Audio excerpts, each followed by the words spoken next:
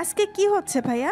সায়ন একটু লম্বা হওয়ায় মাথা নিচু করে সায়রাকে দেখলো, তারপর বলল, অনেক বড় একটা অনুষ্ঠান। তুই জেনে কি করবি রে? তোর আপু রেডি হয়েছে। মেয়েটাকে দেখতেই যেতে পারলাম না, এত ব্যস্ততার মাঝে আর যাওয়া হয়নি সারাদিন ওর কাছে। হ্যাঁ, আপু তো রেডি। সায়ন পাঞ্জাবি পরা শেষে হাঁটু গেড়ে বসলো সায়রার সামনে, বলল, তোর আপু খুশি তো আমাদের এই সিদ্ধান্তে? সায়রা তো জানে না তার আপু খুশি কিনা। আপু তো শুধু হাসছে, কিন্তু মুখে তো বলেনি খুশি কিনা। জানি না ভাইয়া, আপু খালি হাসে। তুই এখন যা, একটু পর অনুষ্ঠান শুরু হবে, তখন দেখিস। সায়রা কিছু না বলে বিছানায় গিয়ে বসে পড়লো, বলল, কোনো ঘর খালি নেই। আপুরা ঘিরে রেখেছে। আন্টিকেও খুঁজে পাচ্ছি না, আঙ্কেলও নেই। তাই তোমার ঘরটা খালি দেখে এখানে বসলাম। আমি এখানেই থাকবো। সায়ন দীর্ঘ নিঃশ্বাস ফেললো। এই মেয়ে দুইটা আসলেই তার ঘরে হানা দেয়। সে কাউকে সহজে তার ঘরে ঢুকতে না দিলেও এই দুইজনকে আটকাতে পারে না। ভাইয়ার ঘরে তো যেতে পারে না, কারণ ভাইয়া বিদেশ যাওয়ার আগে ওর ঘরের দরজা লক করে গিয়েছিল। শুধু ওদের মায়ের কাছে একটা চাবি আছে, মাঝে মাঝে পরিষ্কার করার জন্য, এই পর্যন্ত। নইলে ভিডিও কল দিলে চেক করে ওর ঘর বন্ধ আছে কিনা। সায়ন দরজার কাছে গিয়ে বলল, বাইরে সবাই ব্যস্ত, আমার ঘরে কেউ আসবে না। তোর আপু খুঁজলে আমি বলে দেব। ঘর থেকে বের হবি না, বসে বসে টিভি দেখবি, বুঝলি?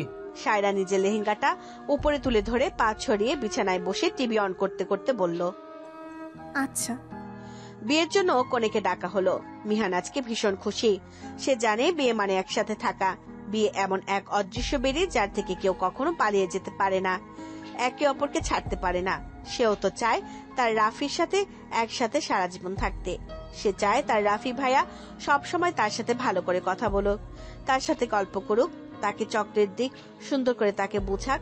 গতকাল যখন তাকে তার আন্টি সে জিজ্ঞাসা করলো সে ওর ইয়াফি ভাইয়াকে বিয়ে করতে পারবে কিনা, তখন সে সাথে সাথে হ্যাঁ বলে দিয়েছিল। এইসব খারাপের মাঝে কিছু একটা তো ভালো হচ্ছে ভেবেই খুশি হচ্ছে মিহান। সবাই ওকে নিচে নিয়ে যাওয়ার পর লজ্জায় মুখ তুলে তাকায়নি। কাজী যখন ওকে কবুল বলতে বলে ও বিনা দ্বিধায় বলে দেয় 3 বার কবুল, কিন্তু যখন ইয়াফিকে বলতে বলা হয় তখন ও চুপ ছিল। মিহান সে সময় অনেকদিন পর তার ইয়াফি ভাইয়াকে দেখে তো আরো একবার প্রেমে পড়ে যায়। কি সুন্দর ছেলেটা, হলুদ ফর্সা গায়ের রং, শরীরের গড়নটাও পারফেক্ট পুরো, আর গায়ে জড়ানো তার সাদা পাঞ্জাবি। ইস, এত সুন্দর ছেলেটা তার বর হবে, তার সাথে সারা জীবন থাকবে। সত্যি কি ভাগ্য তার। প্রায় অনেকেই তাকে বলতো সে মোটা আর শ্যামলা বলে তাকে নাকি কোনো কুৎসিত দেখতে ছেলের সাথে বিয়ে দিল তো মিহান তাদের সবার মুখের উপর ঝামা ঘষে। অনেকক্ষণ পর কাজী কবুল বলতে বলার পর ইয়াফি দাঁতে দাঁত চেপে কবুল বলে। সবাই আলহামদুলিল্লাহ পড়ে ওঠে। মিহান বুঝতে পারে বিয়ে হয়ে গেছে। মিহানকে সবাই মিলে নিয়ে ইয়াফির ঘরে নিয়ে যায়। মিহান সবাই যেভাবে বলেছে সেভাবে মাথা ঢাকা দিয়ে চুপচাপ বসে আছে আর মুচকি মুচকি হাসছে। একটু পর তার রাফি ভাই আসবে। সে এতদিনে জমানো সব কথা বলবে, আবার অভিমানও দেখাবে বিদেশে কেন গিয়েছে সেজন্য। কিন্তু সেই মুহূর্তে কানে কিছু কথা ভেসে আসলো মিহানের। ইয়াফির গলা মনে হওয়ায় উঠে আসে দরজার কাছে মিহান। কারো কিছু হয়নি তো আবার? চিল্লিয়ে কথা বলছে বলে মিহান দরজার কাছে গিয়ে সব স্পষ্ট শুনতে পায়।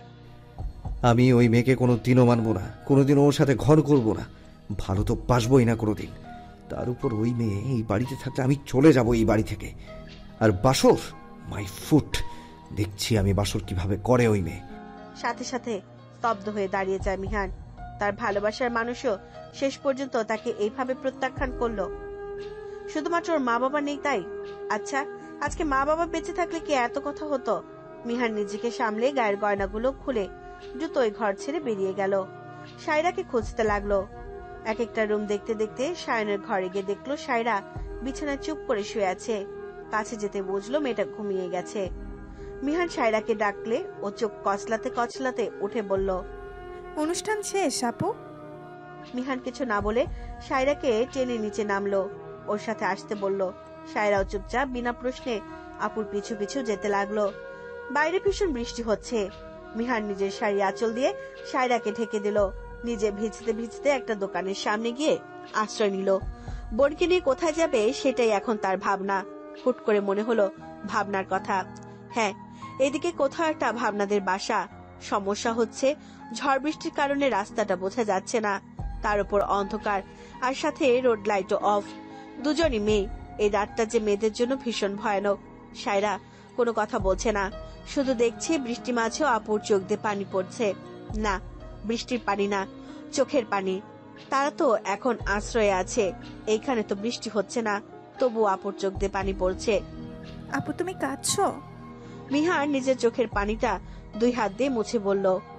তোর ভাবনা আপুর বাড়িতে আজকের রাতটা থাকবে। সায়রা মাথা দোলালো। বৃষ্টি হালকা কমতে মিহান নিজেকে একটু ঢেকে দিয়ে বাকিটা দিয়ে সায়রাকে আড়াল করে রাস্তা দিয়ে হেঁটে যেতে লাগে। কিছু দূর গিয়ে চেনা রাস্তা পেতে ভাবনার বাড়িটা খুঁজতে লাগলো সে। একটু ভালোভাবে দেখে বুঝে বাম পাশের বাড়িটা ভাবনাদের বাড়ি। মিহান গিয়ে দরজা বাড়ি দিতে থাকে, কখনো কলিং বেল, আবার কখনো দরজায় বাড়ি। খুব জোরে দরজায় আঘাত করার কারণে বৃষ্টিতেও ভালোই বোঝা যাচ্ছে দরজার আওয়াজ। ভাবনার বাবা এসে দরজা খুলে ওদের দুইজনকে দেখে অবাক হয়ে যান। দ্রুত ওদের ঘরে আসতে বলেন। ভাবনার মা আর ভাবনাও অবাক হয়। ভাবনার মা সায়রাকে নিয়ে মাথা মুছিয়ে দেয় আর মিহানকে একটা টাওয়াল ধরিয়ে দেয়। সায়রাকে মুছিয়ে উনি মিহানকেও মুছিয়ে দেয়। মিহান শুরু থেকে সবটা খুলে বলে, আর বলে আজকে রাতটা শুধু থাকবে, কালকে চলে যাবে। ভাবনার মা বাবার মেয়ে দুটোর উপর ভীষণ করুণা হয়। যেহেতু ভাবনার সাথে ওরা ছোট থেকে বড় হয়েছে, তাই মিহানের মা বাবাকে খুব ভালো করে চেনেন। ওনারা বলেন আজকে থেকে ওনারা মিহান আর সায়রার মা বাবা হয়ে থাকবেন। মিহান রাজি হয় না, সে জানে এইভাবে সবাই বলে, কিন্তু কিছুদিন যেতে না যেতে ওরা বিরক্ত হয়ে যাবে ওদের উপর। এটাই নিয়ম। মানুষকে বেশি দিন দেখলে হয়তো তাদের আর দেখতে মন চায় না, সেই মানুষটার উপর বিরক্তি চলে আসে। মিহান মোটেও রাজি হয় না, কিন্তু ওনাদের এক কথা, আজকে থেকে ভাবনা ওর বোন আর মিহান সায়রা ওনাদের মেয়ে। আজকে থেকে ওনারাই মিহান আর সায়রা মামুনি আর বাবাই। কিন্তু মিহান জানায় সে এখানে থাকবে, কিন্তু সেটা কাউকে জানানো যাবে না।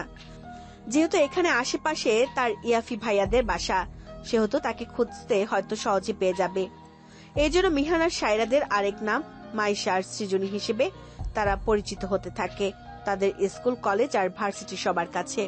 মাইশা হালকা হেসে পিছন ফিরে নিজের বন্ধু বান্ধবদের দিকে তাকালো। ওরা ছলছল চোখে তাকিয়ে আছে মাইশার দিকে। এমনকি লিপিকার চোখে পানি। এই অল্প বয়সে মা বাবা হারানোর পর আবার আত্মীয়দের আসল রূপ দেখা তাদের কাছে অকথা কুকথা শোনা। আবার যার সাথে বিয়ে হয়েছে তার প্রত্যাখ্যান, সবকিছু মিলে সত্যি মেয়েটা অনেক কিছু সহ্য করেছে। ওয়াহিদ জিজ্ঞাসা করলো, এই ছেলে আর কোনো খোঁজ পাসনি? মাইশা ভাবনার দিকে তাকালো। সত্যিটা কি বলা উচিত কিনা বুঝতে পারলো না, কিন্তু এখন যদি সব বলে দেয় তাহলে হয়তো ওর বন্ধু মহল ইরশাদকে ভুল বুঝবে, খারাপ ছেলে ভাববে। এর থেকে ভালো হবে যদি কথাটা চেপে যাওয়া যায়। না, খোঁজ নেওয়ার চেষ্টা করিনি। লিপিকার আনাইশা এসে মাইশাকে জড়িয়ে ধরলো। মাইশাও ওদের 2 হাতে আগলে নিল। ভাবনাও গিয়ে ওদের পিছন থেকে জড়িয়ে ধরলো। মাইশার অনেকটাই শান্তি লাগছে। এই বন্ধু মহলের কাছে সে কিছু লুকাতে চায় না, ভালো লাগে না তার কিছু লুকাতে। হ্যাঁ, এখনো হয়তো কিছু কথা অপ্রকাশিত আছে, তবে আপাতত সেটা সেইভাবেই থাক। লিপিকা হুট করে মনে হলো সৌরাজের সাথে মাইশার সম্পর্ক কি, তবে কি সৌরাজই সে? এইসব কথা মাইশাকে জিজ্ঞাসা করবে ভাবলো লিপিকা। লিপিকা ভাবনা আনাইশা মাইশাকে ছাড়তে লিপিকা কিছু জিজ্ঞেস করবে। তার আগে উদিত গিয়ে মাইশার হাত ধরে। মাইশা চমকে যায়। কি হচ্ছে কি উদিত? এত শক্ত করে আমার হাত ধরলি কেন? যে নেই তার ভালোবাসায় তোকে মশগুল থাকতে হবে না। ভুলে যা ওই ছেলেকে, ভুলে যা তোর বিয়েকে। তুই এখনো অবিবাহিত, এটা মাথায় ঢুকিয়ে নে। হ্যাঁ, আমি তোর হাত এভাবে সারা জীবন শক্ত করে ধরে রাখবো, তুই চিন্তা করিস না। মাইশা নিজের হাত ছাড়ানোর চেষ্টা করছে। উদিতের চোখগুলো কেমন যেন লাল হয়ে গেছে। যে কেউ দেখলে হয়তো বুঝতে পারবে উদিত এখন নিজের মধ্যে নেই। ভাবনা উদিতের হাত ছাড়ানোর চেষ্টা করতে করতে বলল, উদিত মাইশাকে সময় দে, ওর হাত ছাড়। ওয়াহিদ তাইজিনও আসে, উদিতকে বলে, দেখ উদিত, এখন কিছু বলার সময় নয়। মাইশা বুঝলো না কি বলার কথা বলছে ওরা, আর উদিত এরকম অস্বাভাবিকভাবে রেগি বা গেল কেন। উদিত কারো কোনো কথা না শুনে মাইশার হাত আরো শক্ত করে ধরে জবাব দিল, এখনই সময়, পরে ওই ছেলে এসে মাইশাকে দুটো ভালো কথা বললে মাইশার সব কথা ভুলে যাবে। আমি চাই না ওই কুলাঙ্গার ছেলের কাছেও আবার কোনোভাবেই ফিরে যাক। যে ওকে ভালোবাসে না ওর কাছে কেন যাবে ও? আমি ওকে ভালোবাসি, আজ থেকে নয়, পুরো 3 বৎসর থেকে। ওর সাথে থাকবো বলে ভার্সিটিতে ভর্তি পর্যন্ত আমি হয়েছি। ওর সাথে এত ভালো বন্ধুত্ব গড়ে তুলেছি, যেটা আমি এক নিমিষেই কিভাবে ছাড়বো বল? মাইশাকে ভালোবাসার কথাটা মাইশাবাদে উপস্থিত সবাই জানতো, কিন্তু ওরা জানতো যে মাইশার সাথে বন্ধুত্ব হওয়ার পর উদিত মাইশার প্রেমে পড়েছে। এই ভার্সিটিতে ভর্তি হওয়া থেকে শুরু করে সবটাই যে শুধু মাইশার জন্য, এইটা তারা কেউ জানতো না। তাই স্বভাবতই সবাই অবাক হলো। মাইশা জিজ্ঞাসা করলো, এটা কখনোই সম্ভব না উদিত। আমি চাইলেও আমার বিবাহিত সত্তাকে ভুলতে পারবো না কখনো। তুই জীবনে ভালো কাউকে ডিজার্ভ করিস, আমার কথাটা ভুলে যা। উদিত কেমন যেন একটু ভয়ানক ভাবে হাসলো। মাইশার বুকটা অজানা ভয়ে কেঁপে উঠলো। বারবার উদিতের হাত ছাড়াতে লাগলো। উদিত বলল, উদিত আফসার কোনো কিছু চাইলে সেটা পেয়েই ছাড়ে। আর তুই তো আমার 3 বছরের ভালোবাসা। এতটা ধৈর্য ধরেছি শুধুমাত্র তোর সম্মতিতে তোকে নিজের করে নিব বলে, কিন্তু এখন যা বুঝতে পারলাম তুই কিছুতেই আমার কাছে ধরা দিবি না। আমাকে ক্ষমা করে দিস, এছাড়া আমার আর কোনো উপায় নেই। কাউকে আর কিছু বলতে না দিয়ে চোখের পলকে মাইশাকে কোলে তুলে নিয়ে বেরিয়ে গেল উদিত। আশেপাশে কোনো স্টুডেন্ট ছিল না বলে কোনো গন্ডগোল হয়নি। আর বাকিরা আটকাবে কি? তারা তো অবাক হওয়াটা শেষই করতে পারছে না। উদিত তো ভীষণ শান্ত। হুট করে এইভাবে এত রাগ আর মাইশাকে রীতিমতো তুলে নিয়ে যাওয়ার কাজ উদিত কিভাবে করতে পারে? ভাবনার হুঁশ ফিরতে সে দ্রুত বাইরের দিকে রওনা দিল। উদিত বাইরে এসে নিজের ডান দিকে কাউকে একটা ইশারা করতে একটা বেশ বড় ব্ল্যাক কালারের BMW গাড়ি চলে আসলো। মাইশা ব্যাপারে গন্ডগোল বুঝে নিজের হাত পা ছুটতে লাগলো, কিন্তু উদিত তার আগে তাকে ছিটকে গাড়ির মধ্যে ফেলে দিল। মাইশা দরজা খুলে বের হওয়ার আগে উদিত ভিতরে বসে ওর হাত দুটো নিজের হাত দিয়ে চেপে ধরলো। গাড়ি স্টার্ট দিতে বললে সাথে সাথে গাড়ি চালু হয়ে গেল।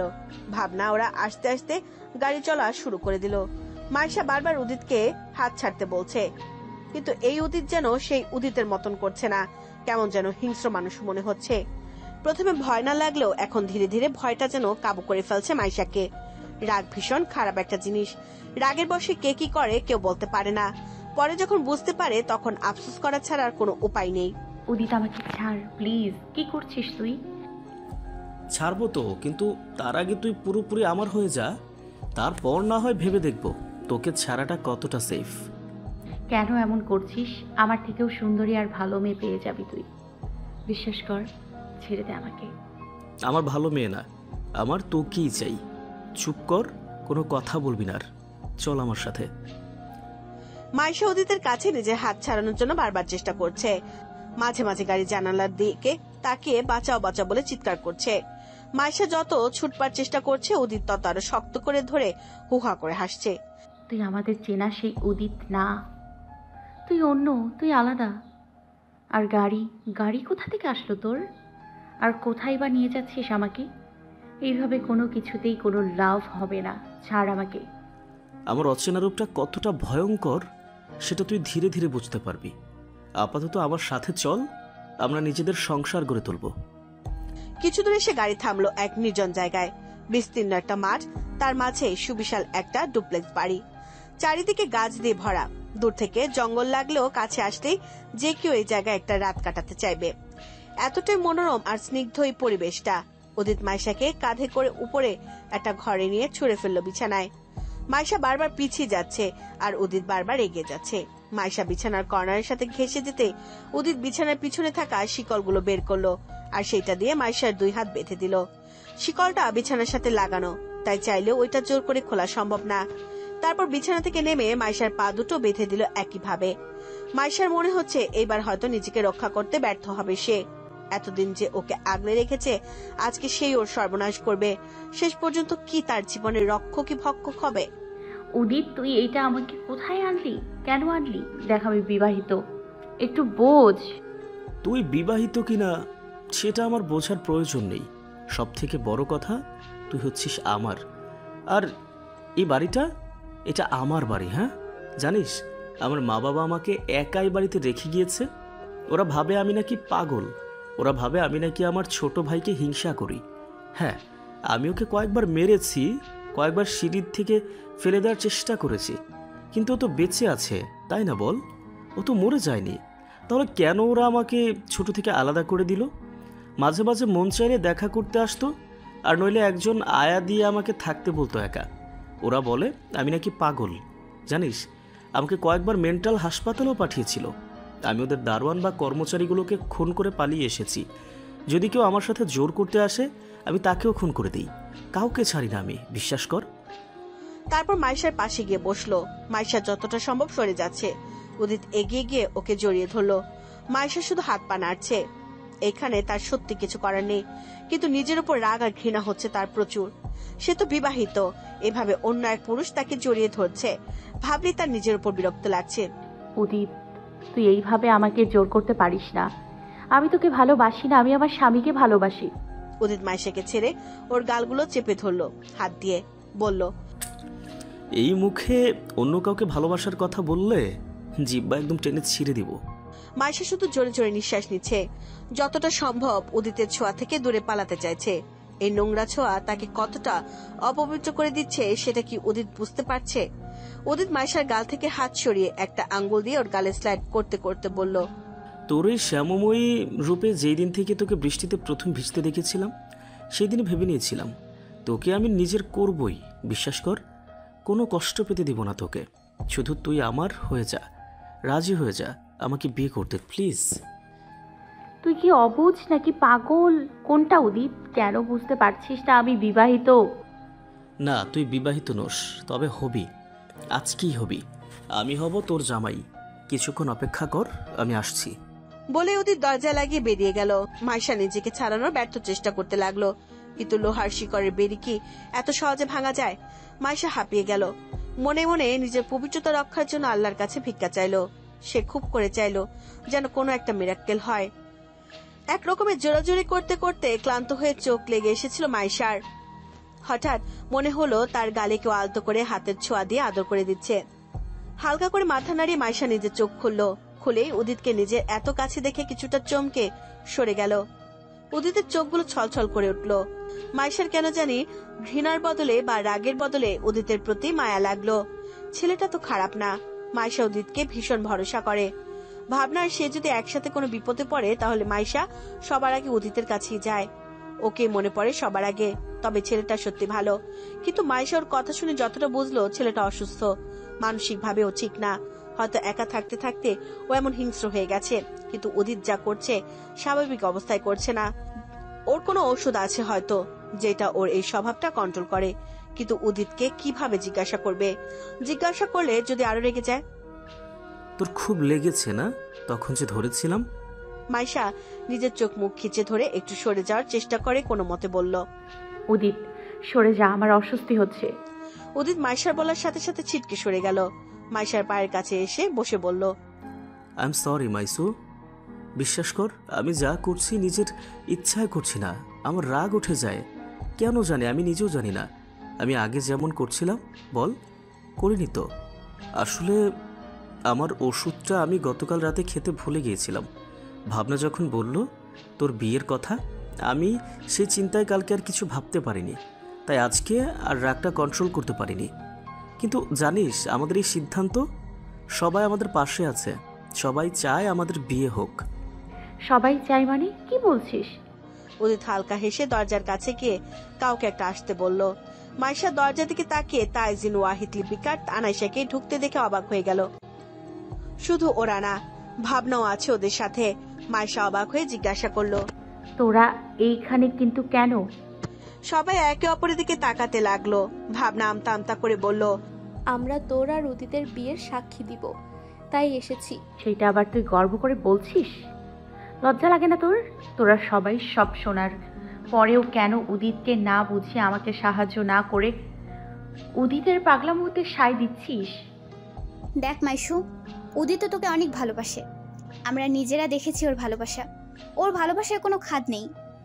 আর তুই যার আশায় বসে আছিস বা যার কথা ভেবে নিজেকে এখনো একা করে রেখেছিস, সে নিতান্তই একটা জঘন্য মানুষ। ওকে ভুলে গিয়ে উদিতকে গ্রহণ কর। উদিতই তোর জন্য পারফেক্ট।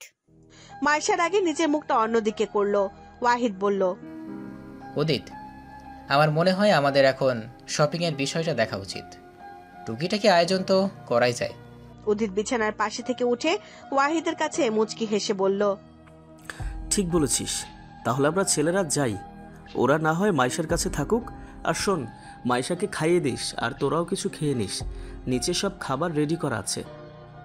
যাওয়ার আগে তাইজিন ওদের আটকে বলল, মাইশাকে কি খুলে দেওয়া যায় না উদিত? এখন তো ভাবনা আনা দীপিকা আছে। উদিত ঘাড় বাঁকা করে ভয়ঙ্কর ভাবে তাইজিনের দিকে তাকালো। তাইজিন একসাথে 2-3টা ঢোক দিল। উদিতকে সত্যি ভয়ঙ্কর লাগছে, ভীষণ ভয়ঙ্কর। একটু পর আবার নিজেকে স্বাভাবিক করে হাসি মুখে তাকালো মাইশার দিকে, বলল, বিশ্বাস করে কিন্তু ছেড়ে যাচ্ছি, কোথাও যাস না, তোরা কিন্তু খেয়াল রাখিস। মাইশা অন্য পাশে তাকিয়ে আছে, কিছু বলছে না। ভাবনা, লিপিকা আর আনাইশা মাথা নাড়ালো। উদিত মাইশার কাছে গিয়ে মাইশার হাতের শিকল খুলে দিল। পায়ের শিকলে হাত দিতে যাবে তার আগে কিছু একটা ভেবে আটকে গেল। সোজা হয়ে দাঁড়িয়ে বলল, শুধু হাতটা খোলা থাক, পাটা বন্ধ থাকুক। তুই কি আমাদের বিশ্বাস করিস না উদিত? বিশ্বাস অবশ্যই করি, কিন্তু কি বলতো, তোরা তো শুধু আমার ফ্রেন্ড না, মাইশারও ফ্রেন্ড, তাই ঠিক ভরসা করতে পারছি না। আসি। কিরে তাইজিন, ওয়াহিদকে দেখেছিস? যাবি না? তাইজিন আর ওয়াহিদ এতক্ষণ বেশ অবাক হয়ে শুধু উদিতকে দেখছিল। এতটা বদল একটা মানুষের মধ্যে কিভাবে হয়? এরকম কি চেনা মানুষগুলোর মধ্যে অচেনা রূপ লুকিয়ে থাকে? সবার থেকে এতটাই ভয়ঙ্কর হয়? উদিত এগিয়ে যেতেই তাইজিন আর ওয়াহিদ ওর পিছু পিছু গেল। তবে যাওয়ার আগে ভাবনা আনাইশা আর লিপিকাকে কিছু একটা ইশারা করলো। মাইশার চোখে সেটা পড়লো, বুঝলো তার ফ্রেন্ডরা তাকে বাঁচাতে নিশ্চয়ই কোনো বুদ্ধি করে এসেছে। উদিত বের হতে আনাইশা দৌড়ে গেল বারান্দায়। ওদের গাড়ি বের হতে দেখে আনাইশা ঘরে এসে ওদের বলল, চলে গেছে, এখন বল। ভাবনা মাইশাকে জড়িয়ে ধরলো, বলল, আমরা অনেক ভয় পেয়ে গিয়েছিলাম তোকে ওইভাবে নিয়ে আসার, আর যখন উদিতের ব্যাপারে জানলাম তখন ভয়টা আরও বেড়ে গেল। বাধ্য হয়ে আমাদের এই নাটকটি করতে হচ্ছে। প্লিজ দোস্ত, রাগ করিস না। তোরা এখানে কেন আসলি বলতো? উদিত সত্যি ভীষণ ভয়ানক, ওর মাথায় সমস্যা আছে, ও মানসিকভাবে অসুস্থ। আমি বুঝতে পারছি তোরা আমাকে সাহায্য করতে এসেছিস, কিন্তু এতে তো তোদের রিস্ক আছে।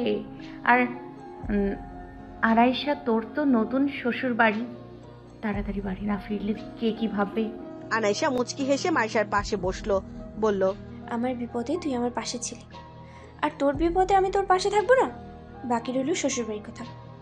আমি সীমান্তকে সব বলেছি, আর শ্বশুরবাড়ির কাউকে বলার প্রয়োজন নেই। বাকিটা পরে বলবো। আপাতত আমাদের এখান থেকে পালাতে হবে। কিন্তু কিভাবে? আর তোরা, আমি এখানে আছি জানলি কিভাবে? এইটা আবার আরেকটা মিস্ট্রি, বুঝলি মাইশু? একটা অচেনা নম্বর থেকে ভাবনার হোয়াটসঅ্যাপে মেসেজ আসে। আমরা যখন চিন্তা করছিলাম কি করব না করব, ঠিক সেই সময় মেসেজটা আসে। তোকে কোথায় নিয়ে গেছে আর কিভাবে নিয়ে গেছে, কোন রাস্তা দিয়ে নিয়ে গেছে, এমনকি উদিতের আসল পরিচয় সব কিছু ছিল ওইখানে। আমরা পরে ফোন দিই অবশ্য ওই নাম্বারে, কিন্তু ফোন বন্ধ বলে। আর সব থেকে অবাক করার বিষয় হলো, মেসেজ এসেছিল একটা, সেইখানে লেখা যে মাইশাকে যে করে হোক বাঁচাতে হবে, ওকে উদিতের থেকে রক্ষা করার দায়িত্ব তোমাদের সবার। কি বলছিস? দেখা তো আমাকে মেসেজটা। মাইশা ভাবনার কাছে ফোনটা নিয়ে সবটা মিলিয়ে দেখলো। দীপিকা যা বলেছে সব সত্যি। দীপিকা বলল, আমরা উদিতের মা বাবাকে ফোন দিয়েছি, কিন্তু ওনারা বললো উদিত না চাইলে ওকে কোনোভাবেই কোথাও নেওয়া সম্ভব না। ওনারা বলেছেন যে করে হোক উদিতকে ঘুম পাড়িয়ে দিতে। ধীরে ধীরে এখন ওর অসুখটা বাড়ছে, জলদি ট্রিটমেন্ট না করলে অবস্থা আরও খারাপ হবে। তাই আজকে রাতের মধ্যে ওনারা আমাদের সাহায্যে যা করার করবে। কিন্তু কিভাবে? উদিত কি তোদের বিশ্বাস করবে? সে সময় দরজার কাছ থেকে আওয়াজ আসলো। কিসের কথা হচ্ছে? উদিতের গলা পেতে সবাই চমকে গেল, চুপ করে দাঁড়িয়ে গেল। উদিত কি সবটা শুনে নিয়েছে? ভাবনা ভয় ভয় জিজ্ঞাসা করলো, উদিত তুই চলে আসলি? উদিত, তাইজিন আর ওয়াহিদ ঘরে ঢুকতে ঢুকতে জবাব দিল, হ্যাঁ, ভাবলাম মাইশার পছন্দ মতন একটা বিয়ের শাড়ির অর্ডার করে নিব, কিন্তু তোরা কিসের কথা বলছিলি? সবাই চুপ করে একে অপরের দিকে তাকাতে মাইশা ব্যাপারটা সামাল দিতে বলল, তুই আমার পা বেঁধে রেখেছিস যে? ওইটাই বলছিল যে উদিত আমাদের বিশ্বাস করে না, এইটা আর কি। উদিত মাইশার কাছে ভ্রু কুচকে এগিয়ে গেল। মাইশার কাছে ঘেসে বসতেই মাইশা সরে যাবে, তার আগে উদিত মাইশার কোমর ধরে নিজের কাছে টেনে নিল। মাইশার ইচ্ছে করছে উদিতকে ঠেলে দূরে সরিয়ে ধাক্কা দিয়ে ফেলে দেওয়ার জন্য, কিন্তু সেটা সম্ভব না। উদিতকে বিশ্বাস করাতে হবে যে মাইশা পালাবে না। মাইশা সব মেনে নিয়েছে। মাইশাকে এইভাবে জোর করে নিজের কাছে টানতে দেখে ভাবনার ভীষণ রাগ হলো। মন চাইলো উদিতের কাছ থেকে ওকে নিয়ে আসতে, কিন্তু ওর হাত পা বাঁধা। কি ব্যাপার বলতো, এত শান্ত হলে কিভাবে? ভাবনা, লিপিকা, আনাইশা ভালোই তো বোঝাতে পারছে দেখছি। মাইশা মুখে জোর করে হাসি টানার চেষ্টা করে বলল, আসলে কি বলতো, আমি বুঝেছি মরিচিকার পেছনে ছোটার বদলে আমার বাস্তবে ফিরে নিজের জীবনটাকে এগিয়ে নেওয়া উচিত। উদিত হাসলো, নিজের ফোন বের করতে করতে বলল, খুব ভালো, এবার তোর বুদ্ধি হয়েছে, নে এবার পছন্দ মতন একটা শাড়ি সিলেক্ট করতো। মাইশার ইচ্ছে নেই এসব কিছু করার, কিন্তু আপাতত উদিতকে সামলানোর জন্য সে যে কোনো একটা শাড়ি সিলেক্ট করলো। উদিত সেটা অর্ডার করলো। তারপর ওয়াহিদ আর তাইজিনের কাছে গিয়ে নিজের জন্য একটা পাঞ্জাবি সিলেক্ট করলো মাইশার শাড়ির রঙের সাথে ম্যাচ করে। এইসব কোনোটাতেই তাদের কারো সায়নি, কিন্তু কিছু করার নেই বলে সবাই হাসি মুখে সাহায্য করছে উদিতকে। বিয়ের আগে শরবত দিচ্ছিস যে, কি ভাবছিস আমি নার্ভাস? ভাবনার হাতে শরবত দেখে উক্ত কথাটি বলল উদিত। ভাবনা ঘাবড়ে গেল। উদিতকে ঘুমের ওষুধ খাওয়ার দায়িত্ব ওকে দেওয়া হয়েছে। কিছুক্ষণের মধ্যে কাজে চলে আসবে, যা করার এখনই করতে হবে, নইলে বিয়ের সময় হয়ে গেলে উদিতকে আর আটকানো যাবে না। সবাইকে দিলাম তো, তাই তোর জন্য নিয়ে আসলাম, খেয়ে নে, ভালো লাগবে। তোরও তো কম ধকল যায়নি সকাল থেকে। উদিত একটু ভেবে মুচকি হেসে শরবতটা নিল আর এক চুমুকে পুরোটা সাবার করে দিল। ভাবনা পারছে না, শুধু মনে মনে লে পাগলো ডান্স করছে। ভাবনাকে শরবত হাতে নিয়ে দাঁড়িয়ে থাকতে দেখে উদিত ভ্রুকুচকে জিজ্ঞাসা করলো, দাঁড়িয়ে আছিস যে, যা রেডি হ, মাইশাকে। বাকিটা বলার আগেই উদিতের চোখগুলো টিমটিম করতে লাগলো, অর্থাৎ ওর ঘুম চলে এসেছে। ভাবনাকে কিছু বলার আগে সে সোফায় লুটিয়ে পড়লো। ভাবনা ইয়াহু বলে দ্রুত মাইশা আর বাকি সবার কাছে গেল। কাজ হয়ে গেছে, জলদি বের হ। মাইশার বাকিরা সাথে সাথে তল্পা নিয়ে নিচে নামতে লাগলো। মাইশাকে যেহেতু শাড়ি পরাতে হবে, তাই উদিত নিজেই ওর পায়ের শিকলটা খুলে দিয়েছিল। সেজন্য মাইশারও পালাতে অসুবিধা হয়নি। ওরা নিচে নেমে দেখলো উদিত শুয়ে আছে। ধীর পায়ে সেখান থেকে বেরিয়ে মেন গেটের কাছে চলে গেল। সেখানে অপেক্ষা করছিল উদিতের মা বাবা আর পাগলা গারদের কিছু লোকজন, যারা উদিতকে হাসপাতালে নিতে এসেছে। মাইশা সহ বাকি সবাইকে দৌড়ে বের হতে দেখে উদিতের বাবা জিজ্ঞাসা করলো, তোমরাই ওরা না যারা ফোন দিয়েছে? সবাই একসাথে মাথা নাড়ালো। উদিতের মা বলল, জলদি দরজা খোলো, উদিত যদি জেগে যায়। চিন্তা করবেন না আন্টি, আমি নিজে দোকানে গিয়ে উদিতের জন্য হাই পাওয়ারের ঔষধ এনেছি, কিচ্ছু হবে না, আপনারা ধীরে সুস্থে আসুন। ওয়াহিদ দরজা খুলতে সবাই একসাথে উদিতের বাসায় ঢুকে গেল, কিন্তু দরজার কাছে যেতে লোকগুলো আটকে গেল। মাইশা ওর বন্ধুরা সব মেন গেটের কাছে থাকায় বুঝলো না ওদের আটকে যাওয়ার কারণ। ওরা দেখতে যাবে, তার আগেই হাতে গান নিয়ে উদিত দরজা দিয়ে বের হলো। ওয়াহিদ পিছিয়ে গেল সাথে সাথে। লিপিকা আর আনাইশা মাথায় হাত দিল। তাইজিনকে গুঁতো দিয়ে জিজ্ঞাসা করলো, ঘুমের ওষুধ এনেছিস তো? নিঃসন্দেহে ওইটা ঘুমের ঔষধ ছিল। মাইশার কিছু মনে হতে ও জিজ্ঞাসা করলো, এক্সপায়ার ডেট দেখেছিলি তো? ওইটা দেখতে ভুলে গেছি। তোর মতো ফ্রেন্ড থাকতে আর শত্রুদের দরকার নাই রে। তাইজিনের গর্বে ফুলে ওঠা বুকটা নিমেষে চুপসে গেল। সে সময় শোনা গেল উদিতের হুঙ্কার, মাইশা, তুই আমাকে এইভাবে ঠকালি? আমি তোকে ভালোবেসেছি বল, আর তুই আমাকে আমার সো কল্ড মা বাবার সাথে মিলে পাগলা গারদে পাঠাতে চাইলি? হ্যাঁ, এতটাই নিষ্ঠুর তুই। আর তোদের তো আমি বন্ধু ভেবেছি, তোরা কিভাবে এমন করতে পারলি? উদিত শোন, দেখ। উদিত গানটা নিয়ে এগিয়ে আসতে আসতে বলল, আর কোনো কিছু দেখার বা শোনার নেই। আমি যা বুঝেছি, তোদের উপর ভরসা করা আমার ঠিক হয়নি। মাইশা, আয় তুই, আমরা কাজী অফিসে গিয়ে বিয়ে করব। উদিত মাইশার দিকে এগোতে নিলে মাইশা 2 পা পিছিয়ে যায়। উদিত মাইশা থেকে নিজের দূরত্ব মেটানোর আগে উদিতের মা বাবা পাগলা গারদ থেকে আসা লোকজনকে কিছু একটা ইশারা করে। দ্রুত ওনারা লাঠি নিয়ে উদিতের কাছে এসে উদিতের হাতে বাড়ি দেয়। উদিতের হাত থেকে গানটা ছিটকে অন্য জায়গায় পড়ে যায় আর উদিত হাত ধরে বসে পড়ে। উদিতের মা ছেলের একটু কাছে এসে বলে, তোকে তোর মতন ছেড়ে না দিয়ে আগেই যদি আমরা তোর চিকিৎসা করতাম, তাহলে হয়তো একটা নিরীহ মেয়েকে তোর বন্দী হয়ে থাকতে হতো না। আমরা আগেও তোকে নিয়ে যেতে চেয়েছি, কিন্তু তুই আমাদের ভয় দেখিয়েছিস যে তুই নিজেকে শেষ করে দিবি, তাই আর এগোনোর সাহস পাইনি। কিন্তু আর না, আজকে তোকে যেতেই হবে। সুস্থ হয়ে তুই আবার আমাদের মাঝে ফিরে আসিস। উদিত ভয় পাওয়ার বদলে হুহা করে হেসে উঠল। নিজের পিছনে লুকিয়ে রাখা একটা চাকু বের করতে করতে বলল, আমাকে তোমরা তোমাদের মন মতন ছেড়ে দিয়েছ, এখন হুট করে এসে নিজের অধিকার ফলাতে পারো না। আমি মাইশাকে ভালোবাসি আর ওকে বিয়ে করব। এখন হয়তো রাগ হবে, কিন্তু কিছুদিন পর আমার ভালোবাসায় মুগ্ধ হয়ে ওর সব রাগ অভিমান সব কিছু ভুলে যাবে, আমি নিশ্চিত। উদিত উঠে মাইশার দিকে এগিয়ে যাবে, তার আগে লোকগুলো উদিতের পিছনে বেশ জোরে আঘাত করলো। উদিতের হাত থেকে তার চাকুটাও পড়ে গেল, কিন্তু এবার লোকগুলো থামলো না, অনবরত মারতেই থাকলো উদিতকে। উদিতের হাত বাড়িয়ে মাইশাকে উদ্দেশ্য করে বলল, আমি সব আঘাত সয়ে নিতে পারবো মাইশা, শুধু তুই আমাকে ছেড়ে যাস না, আমি তোকে খুব ভালোবাসি।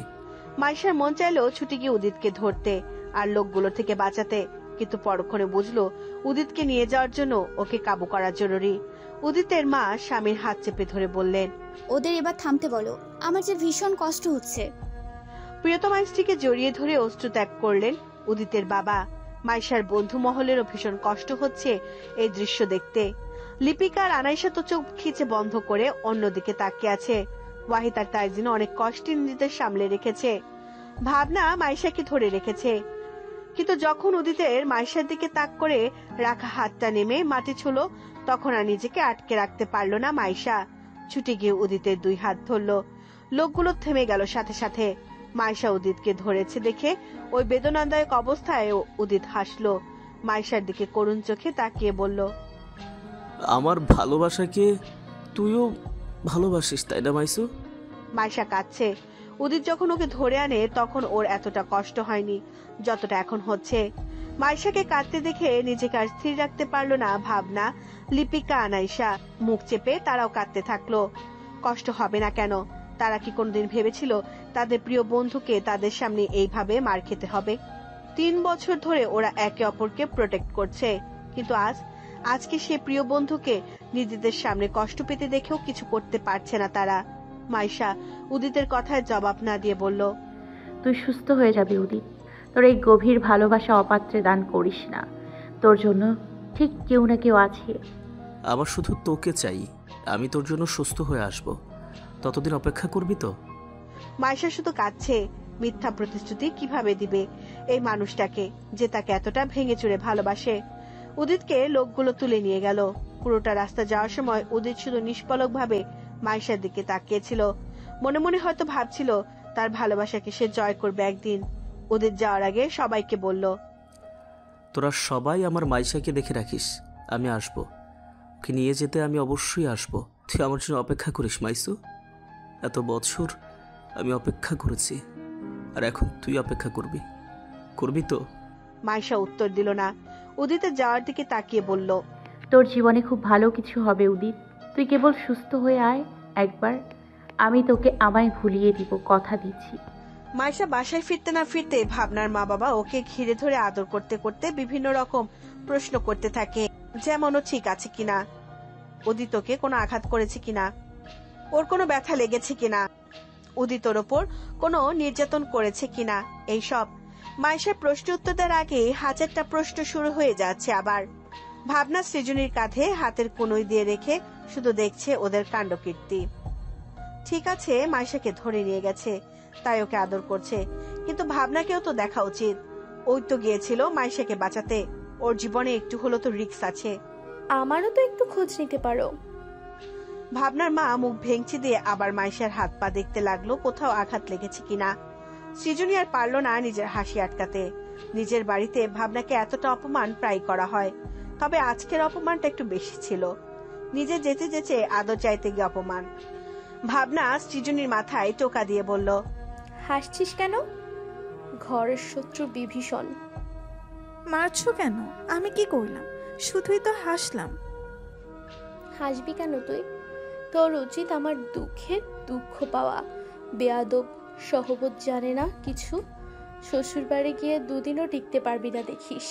ভাবনা চলে গেল এইসব বলতে বলতে। সৃজনী ক্যাবলাকান্তের মতন সেদিকে তাকিয়ে রইল। আশ্চর্য, সে কি এমন করলো যে ভাবনা আপু রাগ করতে করতে একেবারে শ্বশুর বাড়ি পর্যন্ত চলে গেল? মামুনিও তো ওকে এইভাবে কোনোদিন বলেনি, এমনকি আপুও বলেনি। আশ্চর্য তো। মামুনি, এবার ছাড়ো, আমি ঠিক আছি, আমি ঘরে গিয়ে ফ্রেশ হয়ে আসছি। ভাবনার মা মেয়েকে ছাড়তে চাইলেন না। ভাবনার বাবা বললেন, তুমি গিয়ে মেয়েটার জন্য খাবার রেডি করো, ও ফ্রেশ হয়ে আসো, তখন না হয় কথা হবে। ভাবনার মা এইবার মেয়েকে ছাড়লেন। মাইশা ছাড়া পেতে এক প্রকার দৌড়ে নিজের ঘরে চলে গেল। সত্যি বলতে অতিরিক্ত শাসন যেমন ভালো না, অতিরিক্ত আদরও তেমন ভালো না, বদহজম হয়ে যায়। মাইশা ঘরে ঢুকেছে দেখে ভাবনা মাইশার পিছু পিছু ওর সাথে চলে আসলো। কিরে তুই এইখানে? মেজাজ ভালো না, বিরক্ত করিস না। ভাবনা দেয়ালে হেলান দিয়ে চোখ ছোট ছোট করে বলল, কেন এত আদর পেলি? তাও তোর মেজাজ ভালো হয়নি? অতিরিক্ত ভালোবাসা ভালো না রে, বদহজম হয়ে যায়।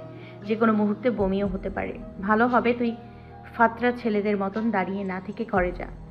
ভাবনা যদিও যেত, কিন্তু মাইশাকে ফাতরা বলল দেখে দাঁড়িয়ে গেল। বলল, তোর কোন দিক দিয়ে আমাকে ফাতরা মনে হয়? যাবি নাকি তোর উপর বমি করব?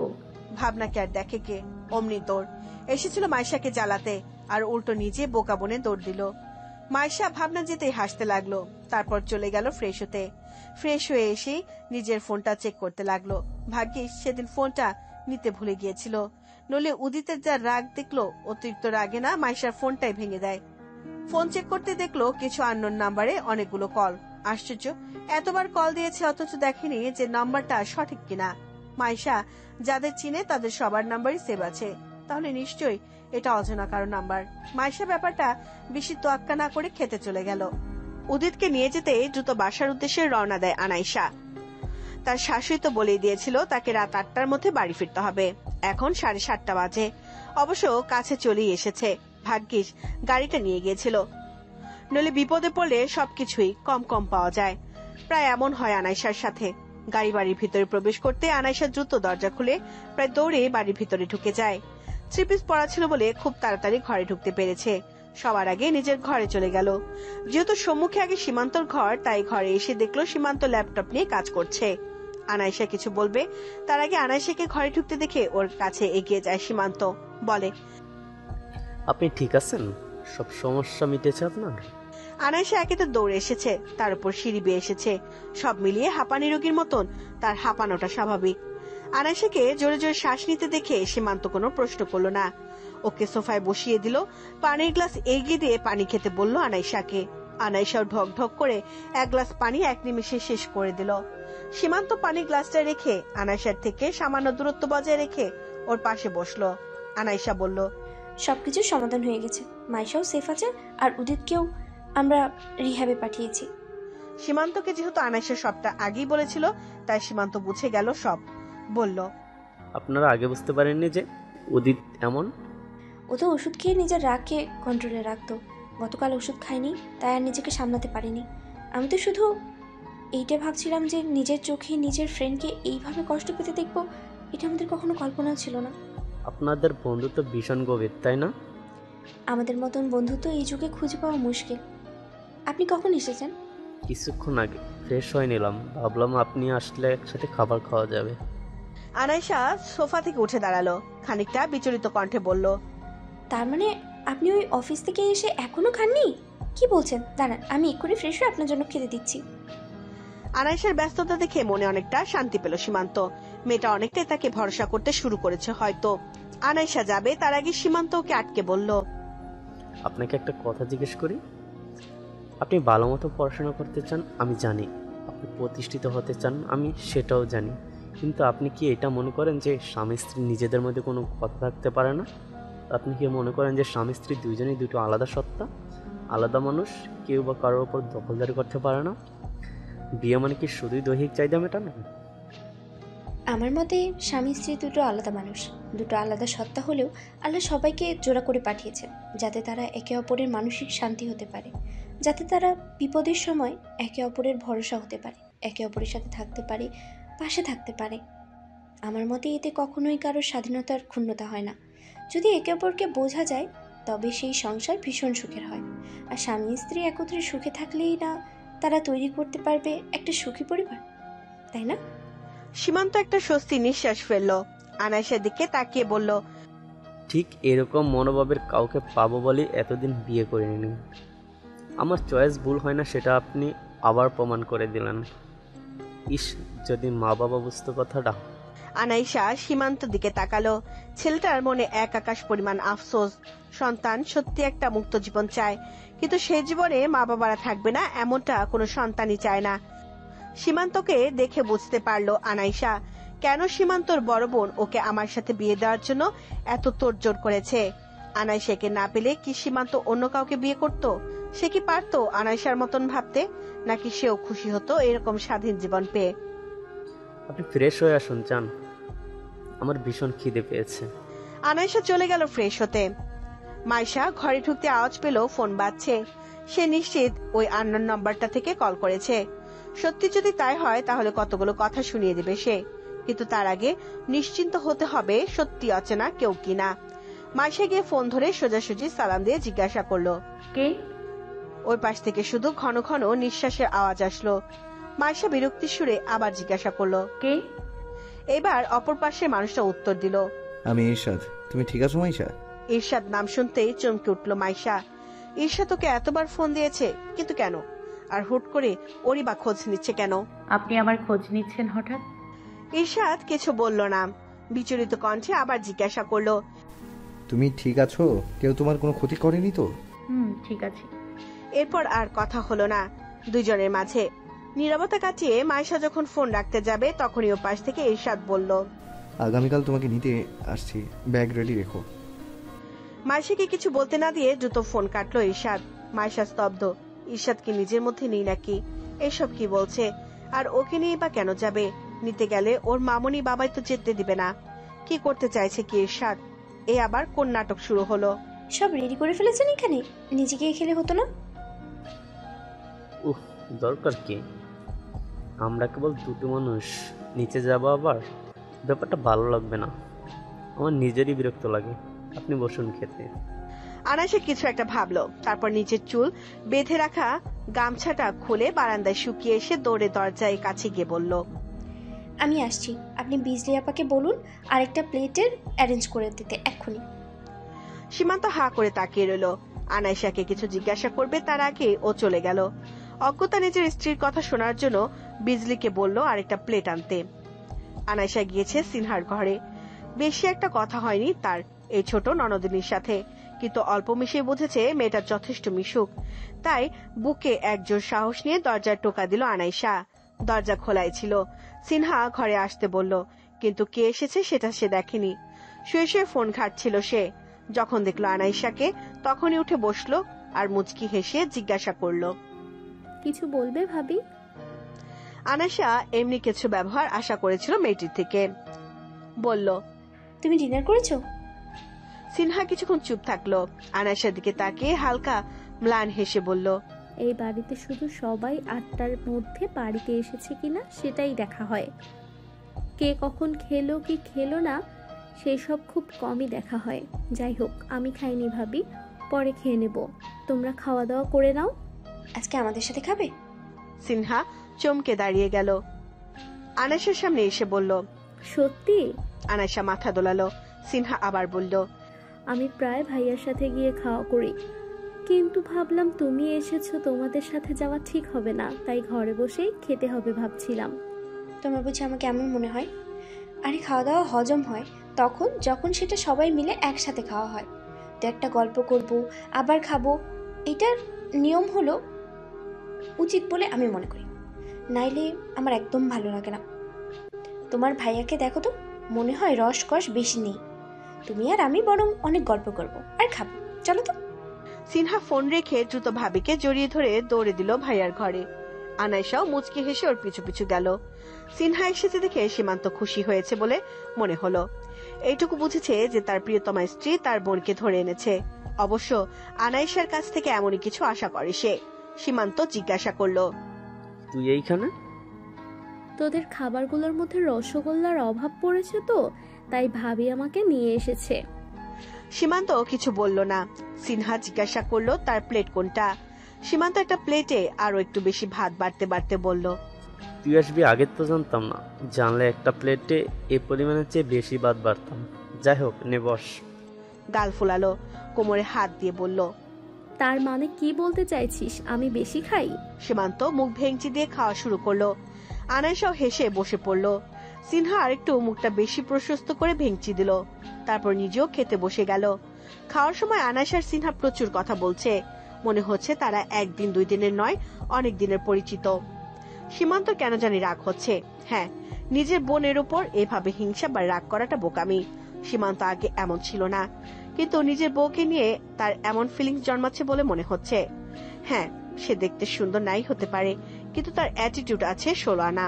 সীমান্ত খানিকটা হুঙ্কার দিয়ে বলল, খাওয়ার সময় কথা বলিস না তো, ভালো লাগে না।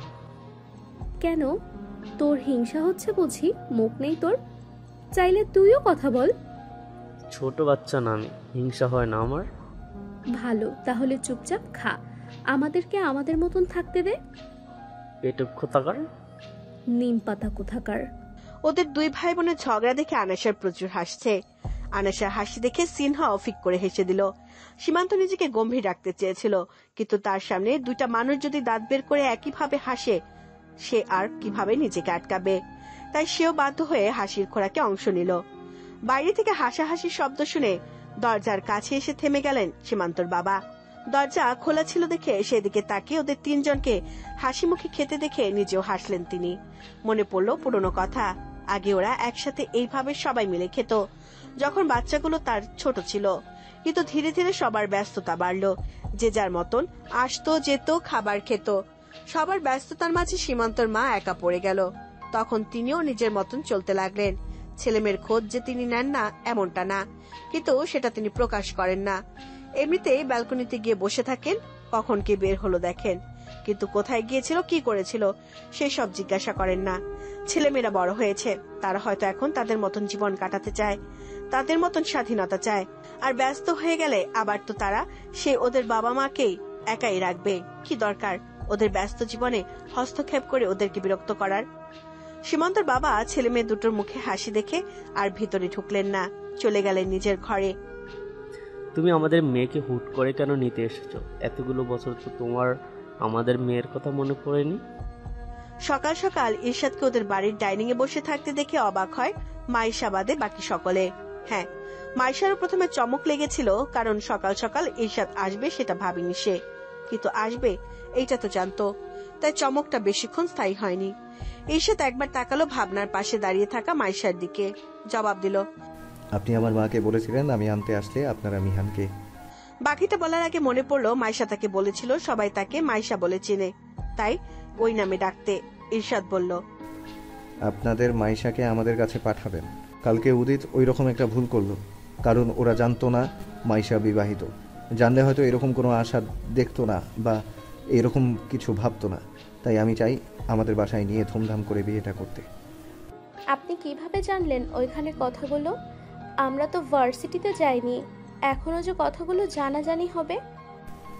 কনা বলেছে ও গতকাল মাইশাকে দেখেছে, উদিত কিভাবে ওকে নিয়ে যাচ্ছিল সেটাও দেখেছে। তারপর তাইজিনকে ফোন দিলে ও সবটা জানায়, আর তখনই আমাকে বলে আর কি। তো আপনার হবু বউ আপনার পূর্বের বিয়ের কথা জানে তো? হবু বউ কথাটা শুনে রেগে যায় ভাবনার বাবা। ইরশাদকে বলে, তোমার মাকে বলেছিলাম তোমাদের তালাকের কথা, তুমি তো নিজের জীবন সঙ্গী ঠিক করেই রেখেছ, তাহলে আর বাবার কি আছে? আমাদের মেয়েকে ছেড়ে দাও, আমরা ওকে ভালো ছেলে দেখে বিয়ে দিয়ে দেব। আপনাদের মেয়ের গায়ে যে বিবাহিত নামের দাগ লেগে গেছে সেটা কি ভুলে যাচ্ছেন? এত সহজে কি তাকে অন্য পাত্রের দ্বারস্থ করতে পারবেন? খামোখা ভোগান্তি পারবে। ভাবনার মা এতক্ষণ চুপ করে শুনছিলেন, এবার উনিও খানিকটা রেগে বললেন, আমাদের মেয়ের গায়ে কিসের দাগ আছে সেটা তোমাকে ভাবতে হবে না, তুমি এখন আসতে পারো।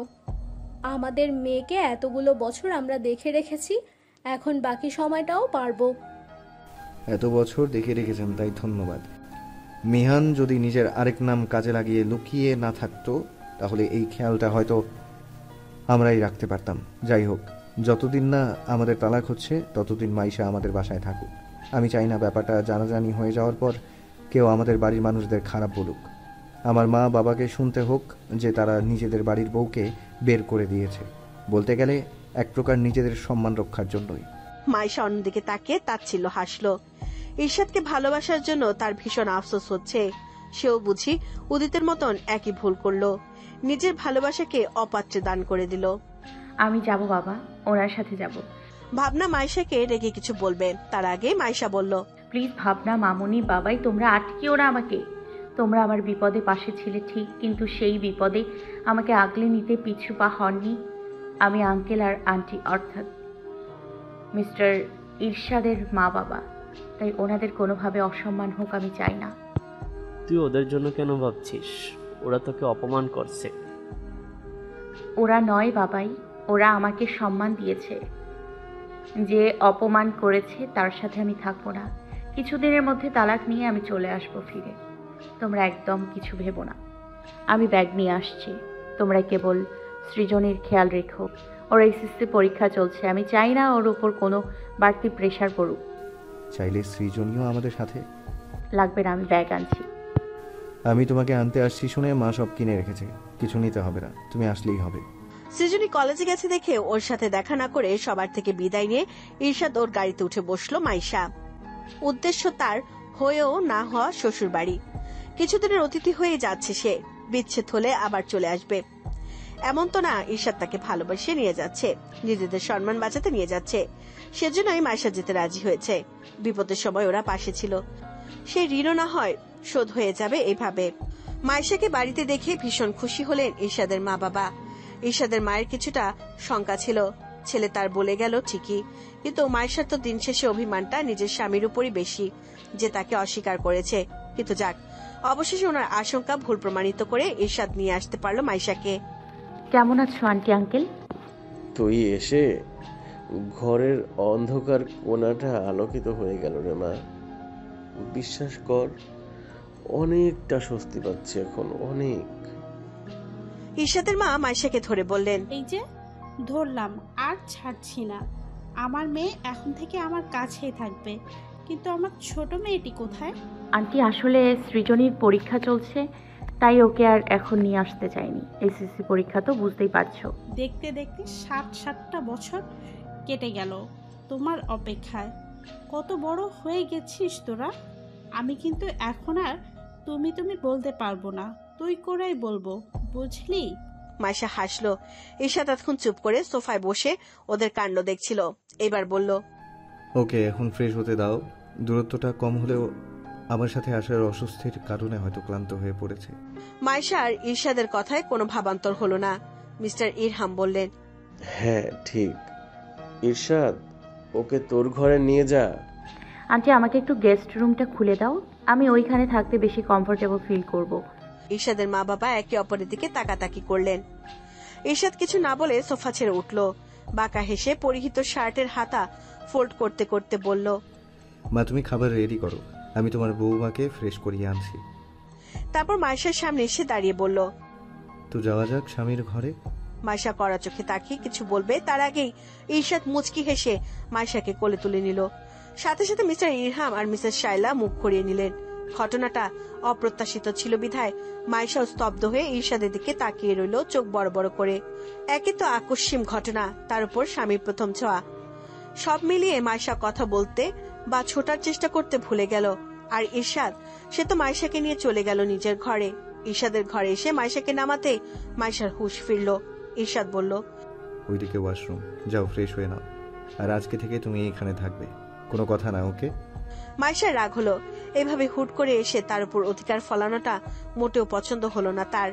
মাইশা আঙ্গুল দেখে রাগান্বিত স্বরে বলল, আপনার সাহস তো কম না, আমার উপর অধিকার দেখাচ্ছেন। আপনি কি ভেবেছেন আমি আপনার এই সম্মান বাঁচানোর নাটকে নাচতে নাচতে আপনার সঙ্গ দেব? মোটেও না। আমি এসেছি এইখানে কেবল তালাকের ব্যাপারে কথা বলতে। সেটা হয়ে গেলেই আমি চলে যাব, আর বাকি রইল এই ঘরে থাকার কথা। অসম্ভব। আপনার অধিকার চর্চা করাকে আমি ধিক্কার জানালাম। মাইশা বের হতে নেবে তার আগে ঈর্ষাদ তার হাত ধরে টেনে তাকে পিছন দিক দিয়ে জড়িয়ে ধরল। মাইশা আরো একবার চমকালো, নড়চড় করতে ভুলে গেল।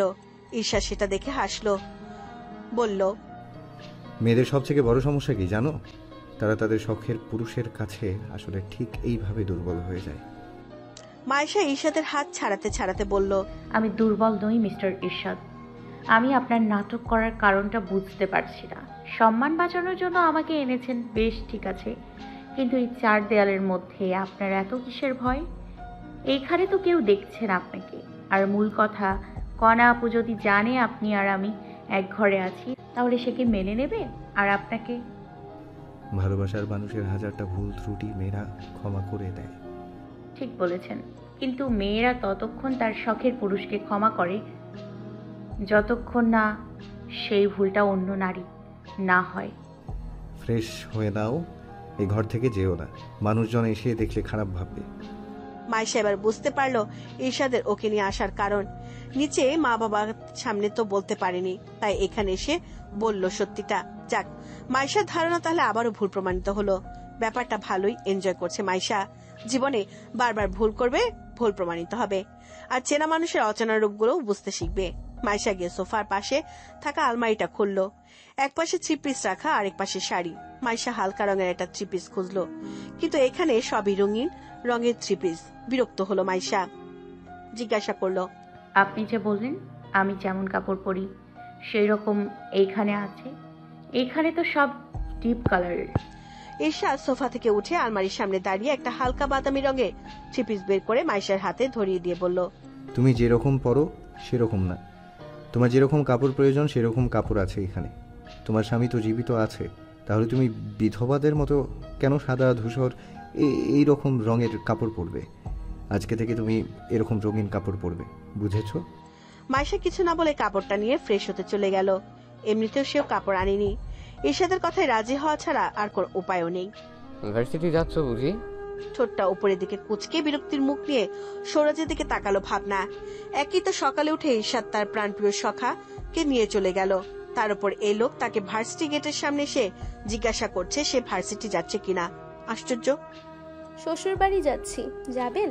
কিন্তু আমি তো সেইখানে থেকেই আসলাম, আবার যাব কেন? ভাবনা বুঝলো না সৌরাজের কথা, জিজ্ঞাসা করলো, কি বললেন? বাদ দাও, আগে বলো মাইশা কোথায়? তোমার সাথে নেই কেন? আপনার বন্ধু এরশাদকে নিয়ে গেছে জোর করে, ফ্যামিলির সম্মানের দোহাই দিয়ে। আপনার ফ্রেন্ড ভীষণ খারাপ। একটা কাজ করি, চলো মাইশাকে গিয়ে দেখে আসি।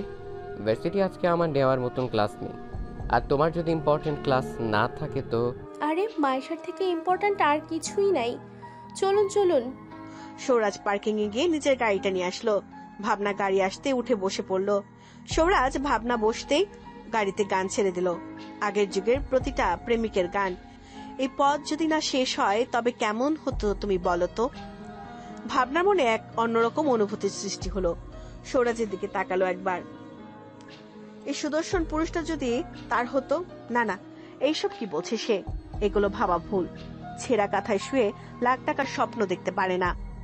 এমনটা না যে ওর সৌরাজকে অপছন্দ, বরং সৌরাজের সাথে খুনসুটি করতে ওর ভালো লাগে, কিন্তু এটাকে নিয়ে বেশি দূর ভাবা তার সম্ভব না। আপনাকে একটা কথা জিজ্ঞেস করি? সৌরাজ মাথা দোলালো। ভাবনা বলল, মাইশাকে কিভাবে চেনেন আপনি? আমি, তুমি, ইরশাদ, মাইশা, সায়ন, আমরা 4 জন ছোটবেলায় একসাথে থাকতাম, খেলতাম। বয়সের পার্থক্য আমাদের কখনো দূরে করতে পারেনি। আমাকে আমার ফুপি বিদেশ নিয়ে যায় জোর করে, সেইখানে থেকে কারোর সাথে যোগাযোগ করার সুযোগ হয়ে ওঠে না। তারপরই বিচ্ছেদ, আর সেই নিয়ে মাইশার এক আকাশ পরিমাণ অভিমান। ভাবনার কিছু বলল না, মুচকি হেসে সোফায় হেলান দিল। মাইশা নিজে চুল মুছতে মুছতে বেরিয়ে আসলো। ইরশাদ বারান্দায় কারোর সাথে কথা বলছিল। ওয়াশরুমের দরজা খোলার আওয়াজ শুনে পিছনে তাকালো ইরশাদ। মাইশা বারান্দায় খেয়াল করেনি, তাই সে বিনা ওড়নায় সামনের দিকে তাকিয়ে বারান্দার দিকে পিঠ ঘুরিয়ে চুল মুছছিল। মাইশার পিছনের কাপড়টা অনেকটাই ভিজে গেছে। ইরশাদের কেমন যেন একটা লাগলো। সে বিমোহিত হয়ে এক নাগারে মাইশার ভেজা চুল দেখতে দেখতে ওর পিঠ বরাবর গিয়ে ঠেকলো। মাইশার সংস্পর্শে না আসায়ও এখনো টের পায়নি। চুল ছেড়ে পিছনে তাকাতে মাইশা চমকে গেল। ইরশাদ কোনো কথা না বলে মাইশার দিকে এগিয়ে যেতে লাগলো। মাইশা পিছাতে পিছাতে বিছানায় পড়ে গেল। ইরশাদ ওর 2 কাঁধে ধাক্কা দিয়ে বিছানায় ফেলে নিচেও উপরে পড়ে গেল। ইরশাদ অপলক চোখে তাকিয়ে আছে মাইশার দিকে। মাইশার হৃদস্পন্দন যেন থেমে আছে। ইরশাদের হুট করে এমন কাছে আসাটা মেনে নেওয়াটা কষ্টকর, বড্ড কষ্টকর। ছাড়ুন, কি করছেন? ইরশাদ ছাড়লো না, চেয়ে রইল একইভাবে। মাইশার কথা শুনেছে কিনা বোঝা গেল না। সে নিজের মুখটা মাইশার কাঁধের দিকে নিয়ে যেতে লাগলো। মাইশা ইরশাদের বুকে বাড়ি দিচ্ছে বারবার, কিন্তু ইরশাদকে নাড়াতে পারছে না। কি আশ্চর্য! এমনটা তো না যে মাইশা চিকন বা তার শক্তি নেই, যথেষ্ট স্বাস্থ্য তার আর শক্তি আছে তার, কিন্তু সেটা দিয়ে ইরশাদকে নড়াতে পারছে না সে। এর কারণটা কি ঠিক বুঝতে পারছে না মাইশা। তার শক্তি যেন দুর্বল হয়ে যাচ্ছে। ইরশাদের ছোঁয়া তাকে অনবরত দুর্বল করে দিচ্ছে। কই, আগে তো কখনো এমন হয়নি। আগে কোনো ছেলে আসলে মাইশা দ্বিগুণ শক্তি দিয়ে তাকে কুপকাত করত, কিন্তু আজকে পারছে না। মাইশার নিজের শক্তি নিয়ে ভাবার সুযোগে ইরশাদ মাইশার কাঁধে 2টা ঠোঁটের ছোঁয়া এঁকে দিল। মাইশা জমে গেল। ইরশাদ আরো ঝুঁকে মাইশার চুলের ঘ্রাণ নিতে লাগলো। বলল, কি অদ্ভুত! যে মেয়ে কোনো ছেলে তার দিকে খারাপ নজরে তাকালেই তাকে মেরে পরাস্ত করে দিত, আজকে সেই মেয়ের নিকটে তাকে আস্তে পৃষ্ঠে জড়িয়ে ধরে গভীর চুম্বনে লিপ্ত হওয়া তার শখের পুরুষকে 1 ইঞ্চিও সরাতে পারছে না। মাইশা রেগে গিয়ে ঈর্ষাদকে থাপ্পড় মারার জন্য হাত উঠাবে, তার আগে ঈর্ষাদ নিজের হাত দিয়ে মাইশার হাত আটকে দিল। মাইশার চুলে থেকে মুখ উঠিয়ে বাঁকা হেসে বলল, স্বামীর গায়ে হাত তুলতে নেই, পাপ হয় পাপ। কণা আপু জানে আপনার চরিত্রে সমস্যা আছে। ঈর্ষাদ ওর গালে স্লাইড করতে করতে জবাব দিল, সব জানে ও। মাইশা কিছু বলবে তার আগে ওদের দরজায় কেউ একজন টোকা দিল। গলার আওয়াজ পেয়ে বোঝা গেল মানুষটা সায়ন। ঈর্ষাদ মাইশার থেকে উঠে গেল, মাইশা গায়ে ওড়না জড়িয়ে নিল। ঈর্ষাদ দরজা খুলে দিল। সায়ন ভাইকে পাশ কাটিয়ে মাইশার কাছে আসলো, জিজ্ঞাসা করলো, কেমন আছিস? ভালো ভাইয়া, তুমি কেমন আছো? যাক, এখন আর না চেনার ভান করেনি আমার বোন, তাই তো? মাইশা হাসলো। সায়ন জিজ্ঞাসা করলো, তোর ছোট বোনটি কই রে? ওর এসএসসি পরীক্ষা, তাই আসেনি। সায়ন ও বলে মাইশার সাথে অন্য ব্যাপারে কথা বলতে লাগলো। ঈর্ষাদের কেন জানি রাগ হলো। সায়নের সাথে তো মাইশা ঠিকই আগের মতন কথা বলছে, তাহলে সে কি দোষ করলো? সবসময় খালি মিস্টার ঈর্ষাদ করে বেড়ায়, ভালো লাগে না ওর। নিচে থেকে মিসেস শায়লা মাইশাকে ডাক দিলে মাইশা সায়নের থেকে বিদায় নিয়ে চলে যায়। মাইশা যেতে সায়ন ভাইয়ের কাছে এসে জিজ্ঞাসা করে, মিহানকে আনলি যে? উদিত ওকে অবিবাহিত জেনে ভালোবেসেছিল, ওকে তুলে নিয়ে গিয়েছিল বিয়ে করবে বলে। আমাদের বাড়ির বড় বউয়ের অন্য জায়গায় বিয়ে হবে, ব্যাপারটা মোটেও সুবিধার না বা আমাদের জন্য সম্মানজনক না, তাই নিজেদের সম্মান বাঁচাতে নিয়ে আসলাম ওকে। সায়ন নিজের ভ্রু কোচকালো, সন্দেহের সুরে জিজ্ঞাসা করলো, তুই ব্যাপারটা যেভাবে এক্সপ্লেন করছিস সেভাবেই ঘটেছে তো? ঈর্ষাদ হাসলো কেবল। সায়ন আর কিছু জিজ্ঞাসা করলো না। ইদানিং তার ভাইকে তার ভীষণ সন্দেহ হয়, কেমন যেন রহস্যময়ী হয়ে গেছে ছেলেটা। আগের মতন কণা কণা ও বেশি একটা করতে দেখা যায় না। তবে কি কণার সাথে ব্রেকআপ হলো নাকি? সায়ন মনে মনে বেশ খুশি হলো। যদি সত্যি ব্রেকআপ হয় তাহলে তার থেকে বেশি খুশি আর কেউ হবে না। ওই কণাকে তার একটুও ভালো লাগে না, একটুও না। মাইশা নিচে এসে ভাবনাকে দেখে খুশিতে আত্মহারা হয়ে ওকে জড়িয়ে ধরলো। পাশে সৌরাজকে দাঁড়ানো দেখে বুঝলো সৌরাজই ভাবনাকে এনেছে। মাইশা সৌরাজকে সালাম দিল। ভাবনা খোঁচা দিয়ে বলল, সালাম দিচ্ছেন যে? উনি তো আমাদের ছোটবেলার ফ্রেন্ড হয়। আমার না হয় মাথায় সমস্যা আছে তাই মনে নেই, তোর তো সেই সমস্যা নেই। মাইশা সৌরাজের দিকে তাকিয়ে জবাব দিল, পুরনো কথা যারা ভুলে যায় তাদের মনে রাখার কোনো প্রয়োজন নেই। বসবি আয়। মিসেস শায়লা ভাবনার জন্য খাবার আনতে রান্নাঘরে গেলেন। মাইশার ভাবনা একটা সোফায় বসলো, অন্য একটা সিঙ্গেল সোফায় সৌরাজ এসে বসলো। দুই বান্ধবী তখন থেকে বকবক করে যাচ্ছে। সৌরাজ শুধু দেখছে আর ভাবছে, মেয়েরা সত্যি অনেক কথা বলতে পারে। অবশেষে তাকে সঙ্গ দেওয়ার জন্য তার প্রাণপ্রিয় বন্ধু ঈর্ষাদের আগমন ঘটলো। ঈর্ষাদকে দেখে সৌরাজ দাঁড়িয়ে গেল। দুজন মিলে গলা জড়াজড়ি করলো। ঈর্ষাদ গিয়ে মাইশার পাশের খালি সোফায় বসলো। মাইশা মুখ ঘুরিয়ে ভাবনার দিকে সরে যেতে লাগলো। ভাবনা আরেকটু সাইডে আসলো। মাইশা ভাবনা সরে যাওয়ায় ফাঁকা জায়গায় আবার এগিয়ে গেল। ঈর্ষাদও মাইশার তার মধ্যেকার ফাঁকা জায়গাটা পূরণ করে দিল। মাইশা আবার ভাবনার দিকে চেপে গেল। ভাবনা আবার সরে গেল। ঈর্ষাদ মাইশার আরেকটু গা ঘেঁষে বসলো। মাইশা আবার চেপে যেতেই ভাবনা দাঁড়িয়ে গেল, কোমরে হাত দিয়ে বলল, তোদের মিয়া বিবির কাহিনীর মাঝে আমি কি ফ্লোরে পড়ে গিয়ে গড়াগড়ি খাবো? না না শালিকা, তুমি ফ্লোরে গড়াগড়ি খাবে কেন? সৌরাজের কোলে গড়াগড়ি খাও, আই থিঙ্ক সেটা একটু বেশি ভালো হবে। বলে মুখ চেপে হাসলো ঈর্ষাদ। মাইশারও হালকা হাসি আসলো, কিন্তু সেটা ঠোঁট চেপে আড়াল করে রাখলো সে। সৌরাজ আর ভাবনা তো লজ্জায় মাথা নিচু করে নিয়েছে। ঈর্ষাদ বলল, আচ্ছা যাই হোক, আমি আসি এইবার, অফিসে কিছু কাজ আছে। তারপর মাইশার কাছে এসে কানে কানে বলল, খুব দ্রুত আমাদের দূরত্ব মিটিয়ে দিব, আসছি। মাইশা উত্তর দিল না। ঈর্ষাদ চলে গেল। ভাবনা, সৌরাজ, মাইশা বসে গল্প করতে লাগলো। বল, কে করিয়েছে অ্যাক্সিডেন্টটা? সামনে বসা বয়স্ক লোকটি নিজের হাত পা ছাড়ানোর চেষ্টা করছে। অনেক শক্ত করে বেঁধেছে তার হাতটা লোকগুলো। অচেনা লোকটি আবার বলল, বলবি কি না? বেঁধে থাকা লোকটি নত্তর আবার। অচেনা লোকটি ভয়ঙ্কর ভাবে হেসে উঠল। বুঝলাম তোর বয়স হয়েছে, বাঁচবি না এমনিতেও কয়েকদিন, কিন্তু তোর পরিবার, তাদের কি হবে? তোর তো দুটো মেয়ে আছে না? কেমন হয় যদি তোর বড় মেয়ের স্বামী কালকে অ্যাক্সিডেন্টে মারা যায় তো? আর তোর ছোট মেয়ে, তাকে যদি কিছু লোক ধরে পাচার করে দেয়, সেটা কেমন হবে? লোকটি চকিতে তাকালো সামনে বসে থাকা মানুষটির দিকে। না না, এমন কিছু করবেন না, আমার যা ক্ষতি করার করুন, কিন্তু আমার মেয়েদের ছেড়ে দিন। লোকটি বাঁকা হেসে পায়ের উপর পা তুলে চেয়ারে হেলান দিয়ে হাতের গানটা চারিদিকে ঘোরাতে ঘোরাতে বলল, তাহলে আমার প্রশ্নের উত্তর দে। আমি লোককে চিনি না, উনি আমাকে গাড়িটা দেখিয়ে বলেছিলেন এইটার ব্রেক ফেল করে দিতে, আর আমাকে টাকা দিয়েছিলেন 50,000। শেষ এইটুকুই। লোকটি এবার নিজের ফোন বের করলো, কারো একটা ছবি দেখিয়ে বলল, দেখ তো এই লোকটাকে চিনিস কিনা। যদি সত্যি বলিস নিজেও বাঁচবি, সাথে নিজের পরিবারকেও বাঁচাতে পারবি। লোকটির ছবিটি দেখে বলল, হ্যাঁ হ্যাঁ, এটাই সে। সামনে গান নিয়ে বসে থাকা মানুষটি নিজের ফোনটা আরো একটু কাছে এনে বলল, এইটা? লোকটি পুনরায় মাথা দোলালো। গান নিয়ে থাকা লোকটি তার পাশের টেবিলে গ্লাসটি বাড়ি দিয়ে ফেলে দিল। বেঁধে রাখা লোকটি চমকে উঠল, আবার জিজ্ঞাসা করলো লোকটি, এইটাই তো? বেঁধে রাখা লোকটি ভয়ে ভয়ে মাথা নাড়ালো।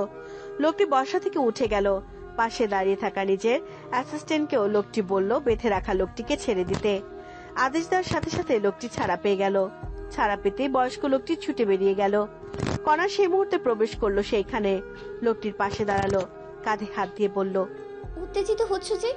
সত্যিটা তো তুমি জানতে।